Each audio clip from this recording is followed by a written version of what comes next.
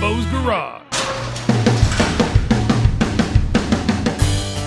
Good afternoon, everyone. Welcome back to Jimbo's Garage. Well, you know, lighting's always a problem in everybody's shop, especially when you're doing some filming, or not even filming, just doing some general work. Now, my shop is about 900 square feet, and I felt that I've got pretty good lighting in here. I've got 4 8-foot double fluorescent fixtures around the ceiling area here. I've got some 4-foot fluorescent fixtures over some of my workbench area. And you know, all in all, that's some pretty good lighting at night. When it's dark and the lights are on, it provides pretty good lighting, but filming, it's never enough. I'm always searching for more light, and I've got these LED mobile lights that I plug in. They're on stands, and I roll them around to different positions and point them up to get down lighting and point them around just to get the lighting just right. And you know, it's becoming to be a pain in the butt. It's hard to do that, when especially we got a couple cameras going and you're trying to move lights around and get the lighting just right. So we're going to solve that problem today. My good friend Brian from Sunwest Electric was kind enough to donate 8 2-foot by 4-foot fluorescent, not fluorescent, LED fixtures. They're typically designed for T-bar drop ceiling, and I don't have that situation here. I've got drywall, but he said you can have them if you can figure out some way to make them work. Well, I don't see that to be a problem. I've got a plan. The plan is I'm going to build 8 boxes, roughly about 4.5 to 5 inches deep, 2-foot by 4-foot, put a nice trim on the bottom, and we're going to be able to mount these boxes to the ceiling and then slide these lights in from the side, and that is going to house the lighting. And I'll run conduit from each end all the way around, loop it around to make the connection. So I'm anxious to get some light in here. It's going to probably light this place up like a football stadium, more than enough of what I'll ever need. So let's get started. You know, it's been raining for the past 4 days straight, and off and on for the past 4 weeks. And I knew I had a window to get down to Home Depot to get a couple sheets of plywood. It stopped raining for about a half hour, maybe 45 minutes. And I ran down to Home Depot, got back here, backed up to the garage right here, and I couldn't get this plywood off the truck fast enough before it started raining again. So, perfect timing. We got the plywood here. Let's get started. Okay, so I got the plywood moved in here now. I know I told you guys I'm going to be building boxes for each individual one of these lights, and that's great, and that's what we're going to do. But I just want to talk to you a little bit about placement. I'm going to be installing 4 of these right across the bench that is right directly behind the camera right here, because that is where I do a majority of my work.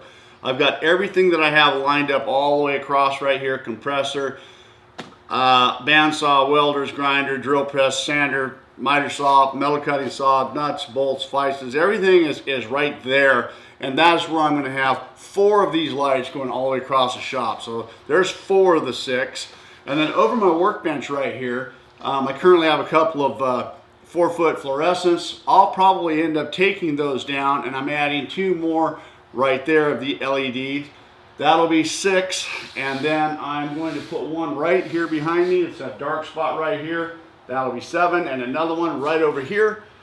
And that's going to light up this whole area nice and bright. The shop, the garage, the studio, whatever you want to call it, should have plenty of light to do anything we want to do. So let's do it. All right, so I got started with my table saw table, and I thought I'd show you guys how easy this thing is to set up and use. I never really showed anybody this, but there it is. It's easy to get out. It only takes a couple minutes, and then just dropping the table saw in, hooking up the dust collection system, plugging it in, and there it is. I started by just taking these 4x8 sheets of plywood and taking my Dewalt track saw, cutting them in half, so I could handle the, the 4x4 is a lot easier to handle than 8x8 sheets. So I did that with both sheets, and as soon as I got that done, I was ready to get over to the table saw, start slicing these things up. Now you can see I've got my fence extension that I had made, and man, that thing really works really good. This is a 4-footer. I also have an 8-footer, but slicing this thing up, it makes short order, and everything is nice and smooth. You can see how well it cuts. This table saw table was a really good deal for me. Good idea for me when I made it. But there it is, that track saw. That's an awesome tool, by the way. So just finishing up the cutting right here. You know, there was a lot of pieces. You can see them stacked up on my welding table over there. I just wanted to do all the cutting and get all the pieces done. Now this here, I'm ripping a 2x12 1/4-inch pieces for the trim on the bottom. And, you know, I was going to buy this stuff, and they wanted like $100 for 80 feet of it. And I for $6, I bought this 8-foot 2x12. You're probably wondering why I got my phone on there. I was waiting for a real important phone call I didn't want to miss, and I figured if I had my phone sitting right there, because it's super loud doing this, that I'd be able to see it when it came in. But anyways, there's all the pieces all cut. And the assembly, I decided to make a jig on my workbench right here, and because I had 8 of these boxes to make, I figured this might be a good way to go. And it worked out pretty good. You know, I was able to just drop the pieces in there and nail them up, and everything is nice and square. Even though I'm squaring every one of them, when I put it all together, everything really worked out perfectly square. I didn't have to do any adjustment at all. Everything worked out really good. And, you know, gluing everything together in these little 2-inch strips at the top. This is what I'm going to use to attach the frame to the ceiling. That'll be on the inside, so you won't be able to see anything. And there they all are. Now you're counting 7 of them there. I did make a prototype, and I did make one and install it. I just wanted to be sure everything was going to work before I made the rest of them. So that's why you're only counting 7. So I just took everything and painted it white to kind of match the paint that I have going on in my shop right now. And went through there and got all 7 of them painted, and along with the trim. Now, you know, the trim pieces here are nothing really fancy. They're just ripped off the end of of a 2x12. You can see it's kind of rough, but it doesn't really matter because you're not going to be seeing it much. Everything is up on top. So anyways, there they all are. I got my son-in-law Ryan to help me hang these frames, even though they're not very heavy at all, but they're very awkward. So it was great to have Ryan help me out with this right here. It went really smooth, really easy, and that worked out really good. I just put 4 screws in here right now, and then I found the studs after they were hung. But there's all the 4 pieces, or all the 7 pieces, plus the prototype is up. There's 8. There's the prototype there. Just waiting for my electrician. It was a long day, so we're going to pick this up tomorrow. Okay, so last night I got all the boxes all put up, and that was a chore in itself for myself, but I managed to get it done. But today I got some help from my friend Rick, and we are actually pulling the wires through and getting all the light fixtures all put up, and it's always better when you have a second hand helping you out. So let me show you what's happening here. All right, so I changed things up a little bit than what I initially thought. I was going to be running conduit between everything on the surface of the ceiling right here, but I changed things up a little bit and decided to pull the wires through the attic much more cleaner. Okay, so we got 8 of these light fixtures right here. Now, I haven't been in electrical for a long time, but apparently there's a new code out, and this is actually pretty cool. What happens here is the black and the white wire that come out of the fixture will tie into the line that comes out of the wall, and that'll go into this little adapter right here. And once everything is wired together, these things just simply just snap together, and it's all done. No more wire nutting, no more going through all that stuff, just a simple little connection. So that's going to make things a lot easier for us when we're up on the ladder hanging these fixtures. Let's do it. Okay, so my buddy Rick right here, he's the electrician. He's the one making the connections right here when we pulled the wires through the attic. And there is a little bit of connection we got to do, wire nutting some things together. But you can see this plate right here. And once he got everything wired in with this plate, that is one end of the clip, and then the other clip is actually on the fixture itself.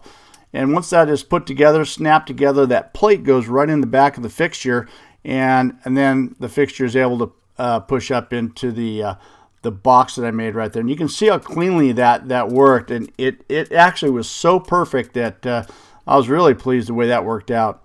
And you can see that 2-inch trim that just goes around there, and that's what I just did. I just took some brad nails and went around the whole outside, and that turned out pretty good.